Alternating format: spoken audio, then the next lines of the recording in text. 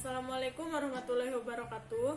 Perkenalkan, nama saya Siti Masito dari kelas A5R1 Akuntansi dengan NPM 180200059 dengan mata kuliah Akuntansi Keuangan Lanjutan. Saya di sini akan mempresentasikan dengan judul Pembelian Obligasi Perusahaan Anak oleh Perusahaan Induk dan Pembelian Obligasi Perusahaan Induk dibeli oleh anak untuk memenuhi tugas usaha.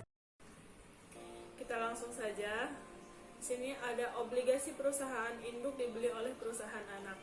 Penarikan konstruktif atas obligasi perusahaan induk terjadi apabila perusahaan afiliasi membeli obligasi yang beredar milik perusahaan induk. Perusahaan anak membeli mencatat jumlah yang dibayar sebagai investasi dalam obligasi.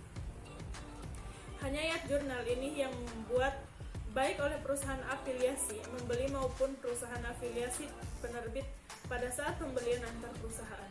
Jadi, setiap keuntungan atau kerugian yang berasal dari penarikan konstruktif tidak catat pada akun terpisah perusahaan afiliasi.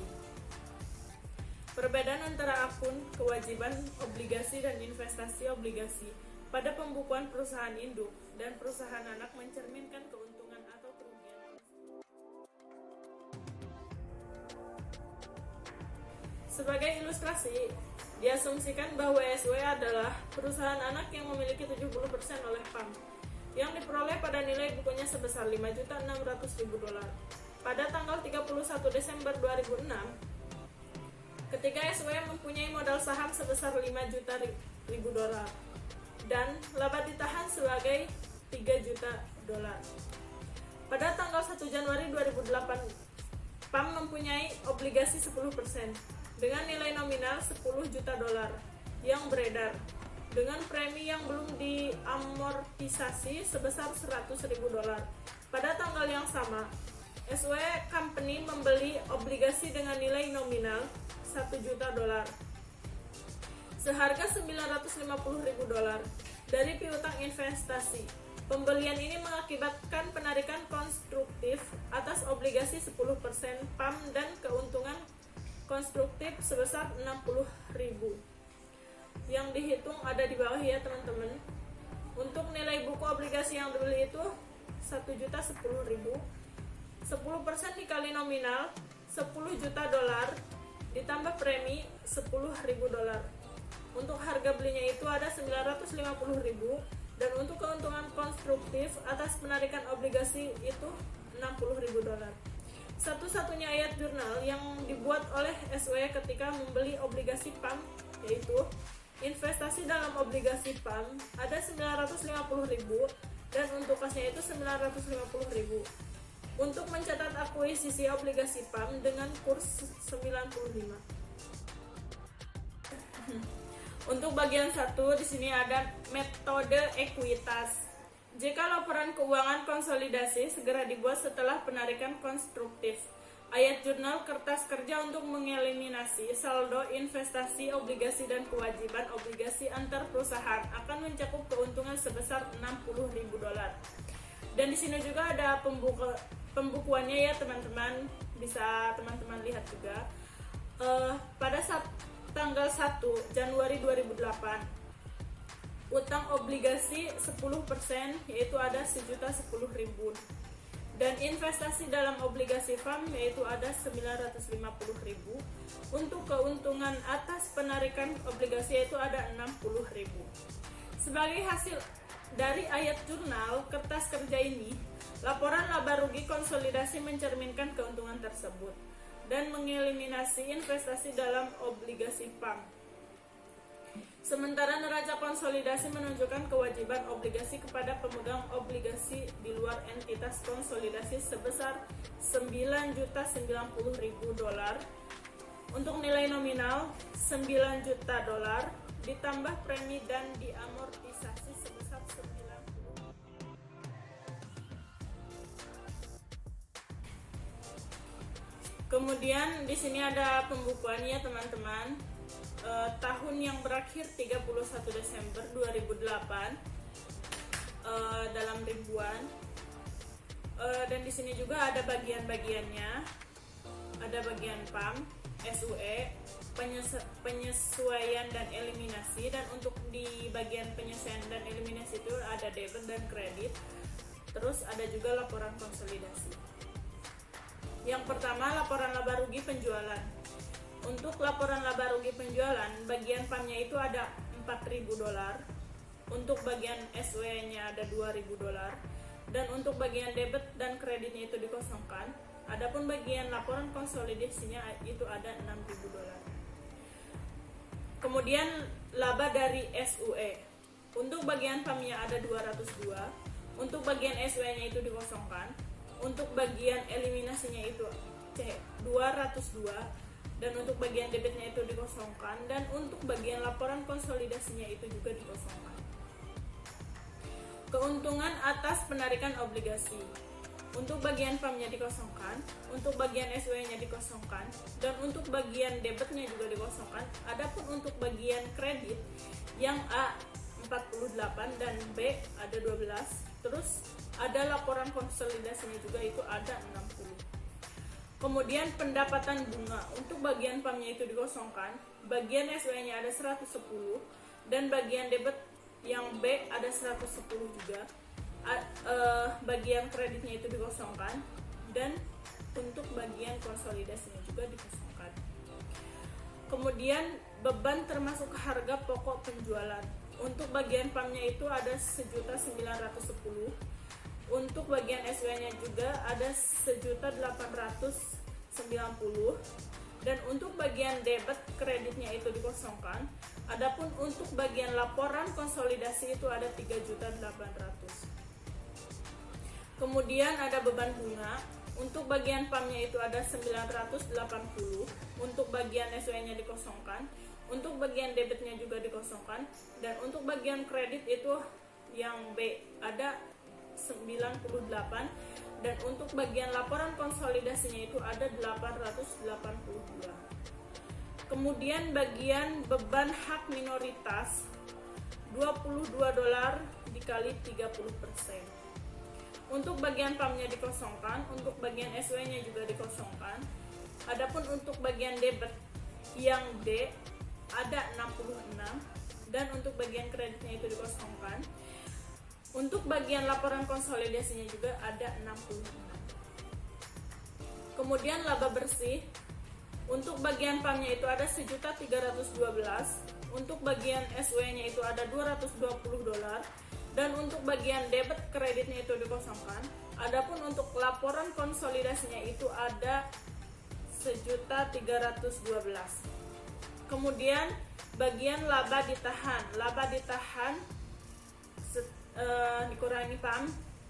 Untuk bagian PAM-nya itu ada $4.900, untuk bagian SW-nya dikosongkan, untuk bagian debit dan kreditnya juga dikosongkan. Adapun untuk bagian laporan konsolidasinya itu ada $4.900. Kemudian bagian laba ditahan SUE ya.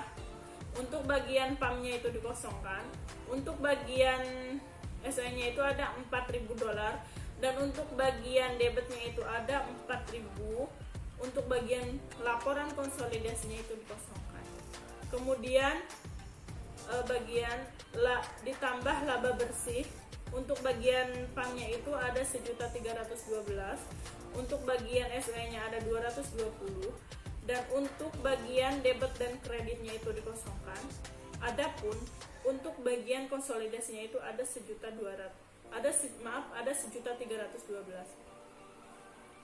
Kemudian bagian laba ditahan sampai 31 Desember ya teman-teman. Untuk bagian PAM-nya itu ada $6.212, untuk bagian SW-nya ada 4.220, dan untuk bagian debit dan kreditnya itu dikosongkan. Adapun untuk bagian konsolidasinya ada 6.212. Kemudian neraca. Untuk bagian PAM-nya itu ada $38,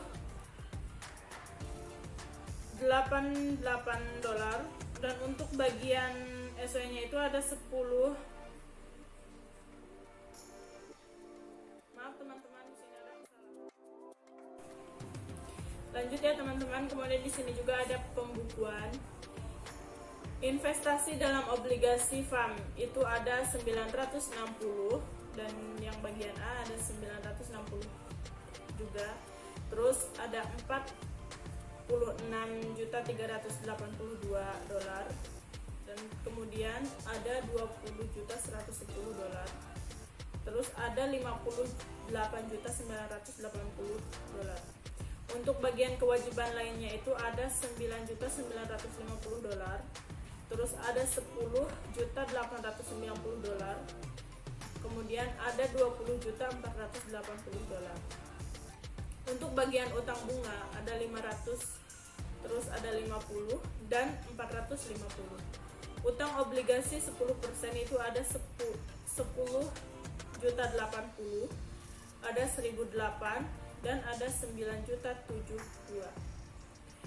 Untuk saham biasa ada 20.000, ada 5.000, ada 5.000 dan ada 20.000. Terus kemudian ada laba ditahan, ada 6.212, ada 4.220, kemudian ada 6.212. Dan terus ada juga ini 46.382 dolar.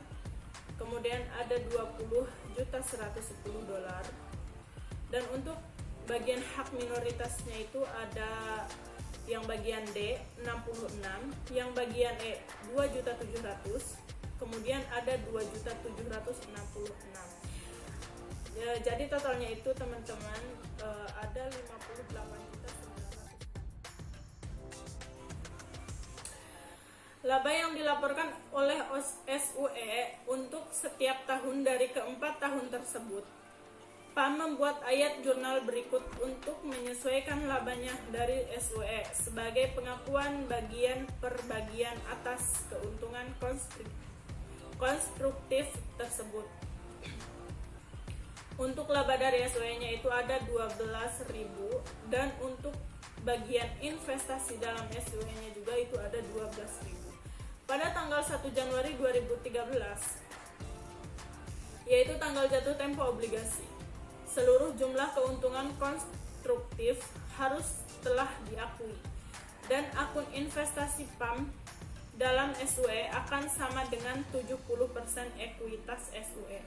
Pada tanggal 1 Januari 2013, yaitu tanggal jatuh tempo obligasi, seluruh jumlah keuntungan konstruktif harus telah diakui, dan akun investasi PAM dalam SUE akan sama dengan 70% ekuitas SUE. Ayat jurnal kertas kerja untuk mengonsolidasikan laporan keuangan PAM, Corporation, dan perusahaan anak untuk tahun 2008 ada di bawah ya pembukaannya teman-teman, ini bisa dilihat.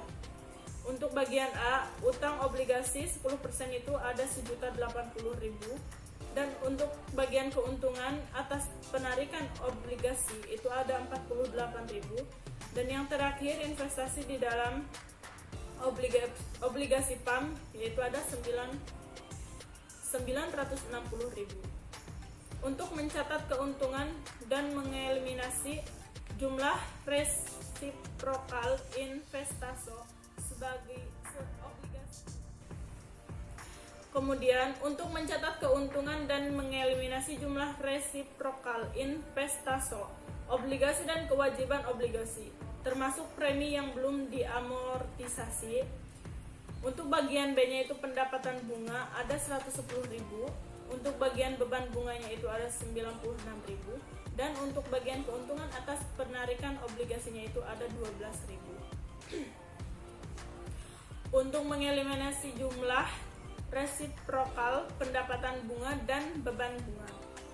Dan bagian C, untuk laba dari SUE itu ada 220.000. Untuk bagian investasi dalam SUE itu ada 202.000. Dan untuk menetapkan deskripsitas dan bagian D-nya itu beban hak minoritas ada 66.000. Terus bagian hak minoritasnya ada 66.000 juga. Untuk memasukkan bagian hak minoritas atas laba perusahaan anak, bagian E, Untuk bagian laba ditahan SUE itu ada 4 juta, untuk saham biasa SUE itu ada 5 juta, dan untuk investasi dalam SUE itu ada 6.300.000, dan untuk hak minoritas 1 Januari 2008 itu ada 2 juta. Kemudian untuk mengeliminasi akun investasi dan ekuitas resiprokal dan menetapkan hak minoritas awal. Yang bagian F, untuk bagian utang bunga itu ada 50.000, dan untuk bagian piutang bunga itu ada 50.000. Untuk mengeliminasi jumlah resiprokal utang bunga dan piutang bunga. Ayat jurnal kertas kerja yang pertama mengeliminasi kewajiban obligasi 10%, PAM serta investasi obligasi SUE, dan juga mencatat keuntungan atas penarikan obligasi sebesar $48.000. Jumlahnya itu $48.000. Ini adalah bagian dari keuntungan konstruktif yang belum diakui sebesar $60.000 pada pembukuan terpisah PAM dan SUE per 31 Desember 2008. Kemudian ayat jurnal B mengeliminasi jumlah resiprokal, beban bunga, dan pendapatan bunga. Pendapatan antara beban bunga dan pendapatan bunga merupakan bagian keuntungan konstruktif yang telah diakui pada pembukuan terpisah PAM dan SUE melalui amortisasi pada tahun 2008. Jumlah perbedaan ini adalah $12.000, dan apabila dikredit keuntungan atas penarikan obligasi, hal ini akan membuat keuntungan menjadi sebesar nilai awalnya, yaitu nilainya tuh $60.000 seperti telah dijelaskan sebelumnya. Jika ayat jurnal A dan B digabung, keuntungan konstruktif akan dicantumkan dalam kertas kerja sebagai jumlah tunggal. Kemudian ayat jurnal F pada kertas kerja konsolidasi mengeliminasi jumlah resiprokal, utang bunga dan piutang bunga atas obligasi antar perusahaan.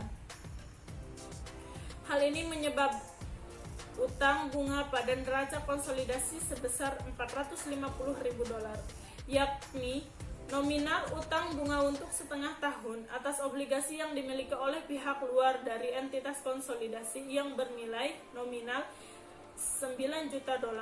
Perhatikan bahwa perhitungan hak minoritas tidak dipengaruhi oleh kepemilikan obligasi antar perusahaan. Hal ini disebabkan karena PAM yang menerbitkan obligasi dan seluruh jumlah keuntungan konstruktif.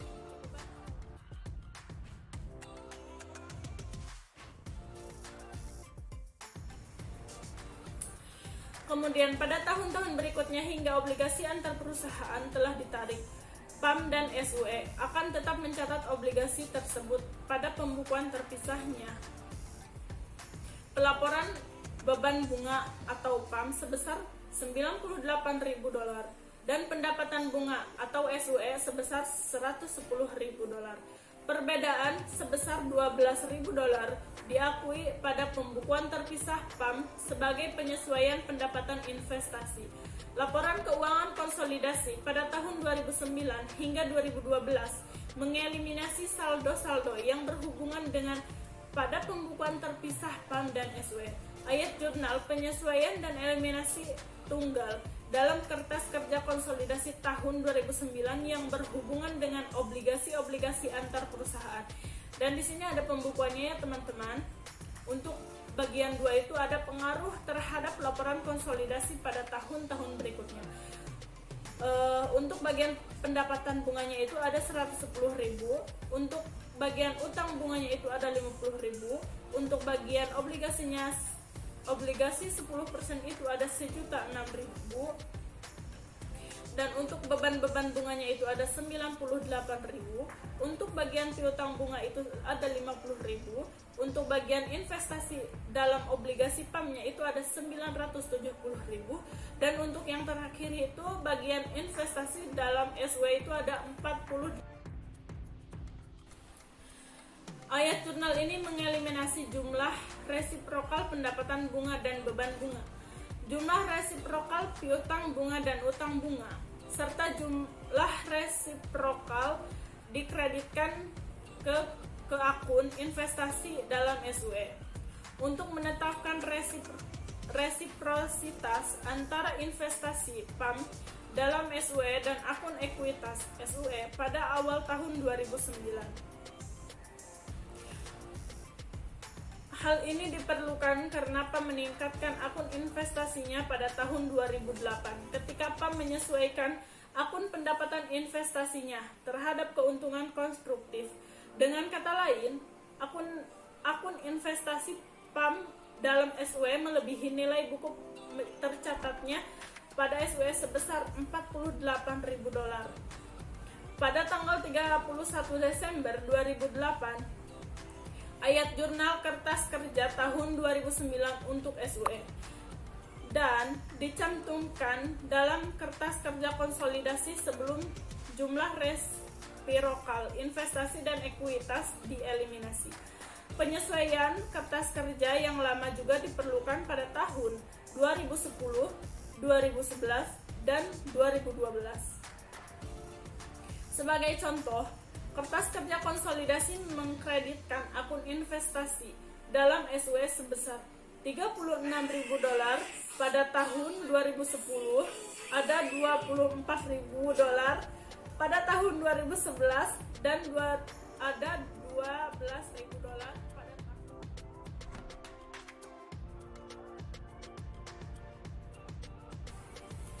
Kemudian transaksi obligasi antar perusahaan. Saat perusahaan menerbitkan obligasi, kewajiban obligasinya akan mencerminkan tingkat suku bunga pasar yang berlaku saat ini.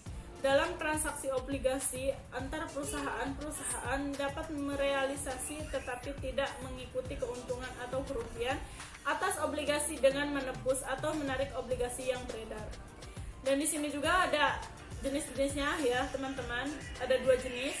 Yang pertama itu penarikan aktual, yaitu dapat dilakukan oleh perusahaan penerbit obligasi atau perusahaan induk maupun anak dengan menggunakan sumber-sumber yang ada untuk membeli dan menarik obligasinya. Yang jenis-jenis yang kedua itu ada penarikan konstruktif. Perusahaan afiliasi atau perusahaan induk atau anak dapat membeli obligasi dari perusahaan penerbit di mana obligasinya ditarik secara konstruktif. Hal ini berarti bahwa obligasi ditarik untuk tujuan laporan konsolidasi karena obligasi dan utang obligasi bersifat resiprokal yang harus dieliminasi di proses konsolidasi.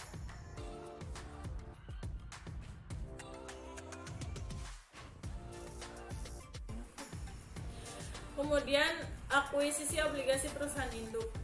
Perusahaan anak menerbitkan obligasi, kemudian obligasi yang beredar dibeli oleh perusahaan induk melalui pasar obligasi. Dan di sini ada contoh soalnya ya teman-teman. Contoh soal yang pertama itu, PT Anak adalah perusahaan anak yang dimiliki 80% oleh PT Induk. PT Anak menjual obligasi kepada publik dengan nilai nominal sebesar 1 juta, berbunga 10% dengan jangka waktu 10 tahun pada nilai nominalnya. Pada tanggal 2 Januari 2016, 1 tahun kemudian 31 Desember 2016, PT Induk membeli obligasi tersebut sebesar 100.000 dengan harga beli yaitu 104.500 melalui pasar obligasi. Dan untuk jurnal yang harus disusunnya itu, yang ke-1, PT Anak menyesuaikan laba investasi dan akun investasi per 31 Desember 2016 untuk mencatat kerugian konstruktif karena untuk menarik kembali obligasi yaitu Rp 100.000. PT Induk membayar lebih besar yakni 104.500, namun tidak diakui seluruhnya. Karena yang menjadi kewajiban atau hak atas keuntungan atau kerugian PT Anak hanya sebesar proporsi kepemilikan PT Induk di PT Anak yakni 80%, sehingga kerugian konstruktif yang diakui PT Induk hanya sebesar 4.500 dikali 80%, yaitu 3.600. Kemudian untuk bagian laba dari PT Anaknya itu ada 3.600, untuk bagian investasi dan pada PT Anaknya itu ada 3.600. Yang kedua, mencatat kerugian dan mengeliminasi jumlah resiprokal investasi dan kewajiban obligasi. Di sini ada kerugian atas penarikan konstruktif obligasi, yaitu ada 3.600, utang obligasinya juga ada 100.000, dan untuk bagian investasi dalam obligasinya itu ada 100. Kemudian obligasi perusahaan anak dibeli oleh perusahaan induk. Dalam ilustrasi bagian ini bahwa perusahaan anak adalah perusahaan afiliasi penerbit dan penarikan konstruktif. Obligasi mengakibatkan kerugian bagi entitas konsolidasi. Pro Corporation memiliki 10% saham biasa berhak suara. SKI Corporation kepemilikan Pro dan SKI tersebut dibeli beberapa tahun yang lalu, yang pada nilai bukunya seharga $9.225.000. Modal SKI adalah $10 juta dan laba ditahannya adalah $250.000 pada tanggal. Kemudian ayat jurnal yang dibuat oleh Pro untuk menghitung investasinya dalam SKI selama tahun 2007 adalah sebagai berikut. Untuk mencatat 90% laba yang dilaporkan SKI pada tahun 2007. 31 Desember 2007, investasi dalam SKI yaitu ada $675.000 dan laba dari SKI ada $675.000. Untuk menyesuaikan pendapatan investasi dari SKI terhadap 90%. Kerugian atas penarikan konstruktif obligasi SKI. 31 Desember 2007, laba dari SKI ada $270.000 dan investasi dalam SKI ada $675.000.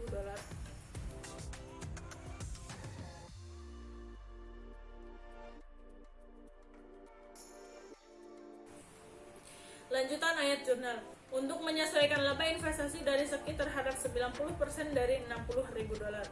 Pengakuan berbagian kerugian konstruktif atas obligasi SKI selama tahun 2007 pada tahun-tahun di masa depan hingga jatuh tempo obligasi Pro menghitung laba dari SKI dengan menambahkan $54.000 setiap tahunnya kebagian Pro atas laba yang dilaporkan oleh SKI. 31 Desember 2007, investasi dalam SKI yaitu $54.000 dan laba dari SKI yaitu $54.000. Untuk lanjutan ayat jurnal, untuk tahun-tahun selanjutnya hingga saat jatuh tempo obligasi tersebut, laba Pro dari SKI dihitung dengan menambahkan $54.000 setiap tahunnya pada bagian Pro atas laba yang dilaporkan oleh SKI. Saldo akun investasi Pro pada tanggal 31 Desember 2007 adalah sebesar $10.584.000. Saldo ini sama dengan nilai buku tercatat investasi Pro pada SKI pada tanggal 1 Januari 2007 ditambah dengan laba investasi dari SKI untuk tahun 2007 sebesar $459.000. Investasi pada SKI tanggal 1 Januari 2007 $11.250.000 dikali 90% sama dengan $10.125.000 tambah laba SKI yaitu $459.000. Investasi pada SKI pada tanggal 1 Desember 2007 sebesar $10.580.000. Kerugian konstruktif sebesar $300.000 atas obligasi antar perusahaan tanpa dalam laporan laba rugi konsolidasi untuk tahun 2007 karena obligasi SKI dengan nilai nominal $5 juta telah ditarik secara konstruktif, maka neraca konsolidasi menunjukkan hutang obligasi sebesar $5 juta dan disagio atas obligasi sebesar $120.000 berhubungan dengan obligasi yang dimiliki oleh pihak luar entitas yang dikonsolidasikan.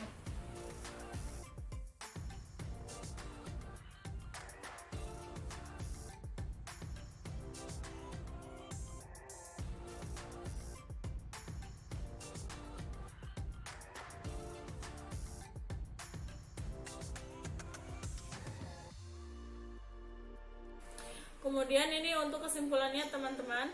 Ketika salah satu cabang melakukan obligasi dari perusahaan lain dari luar kesatuan, obligasinya tidak akan terjadi secara baik jika dilihat dari sudut pandang gabungan kesatuan.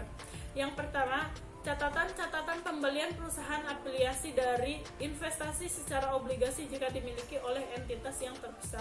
Dan yang kedua, penerbitan catatan perusahaan afiliasi dari obligasi jika obligasi tersebut dipegang oleh entitas terpisah. Dan untuk yang ketiga, pernyataan gabungan yang disiapkan untuk menunjukkan posisi keuangan dan operasi jika pembelian telah dilakukan dan membatalkan obligasinya. Transaksi obligasi dihentikan pada saat proses konsolidasi. Utang dan piutang yang berhubungan dengan para pemegang obligasi dari perusahaan gabungan bersifat reciprocal dan hal tersebut harus dieliminasi. Dan di sini juga ada perbedaan antara nilai buku dari kewajiban obligasi dengan biaya investasi. Yang pertama, keuntungan atau kerugian dari perusahaan gabungan. Dan yang kedua, keuntungan dan kerugian direalisasikan dan diakui oleh perusahaan gabungan.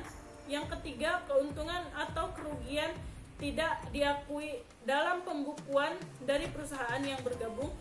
Dan yang keempat itu ada kerugian dan keuntungan konstruktif diserahkan pada perusahaan yang bergabung. Hal ini sesuai dengan konsep agens teori.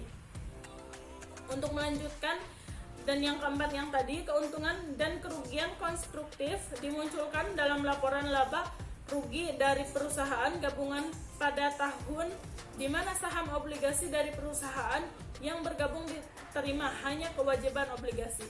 Diskon yang terjadi di luar perusahaan gabungan yang muncul di neraca perusahaan gabungan. Tidak ada keuntungan atau kerugian ketika saham obligasi dari perusahaan yang bergabung diterima atau dari peminjaman langsung di antara cabang perusahaan. Demikian dari presentasi saya. Terima kasih sudah menonton, semoga bermanfaat. Wassalamualaikum warahmatullahi wabarakatuh. Jangan lupa like, comment, and subscribe.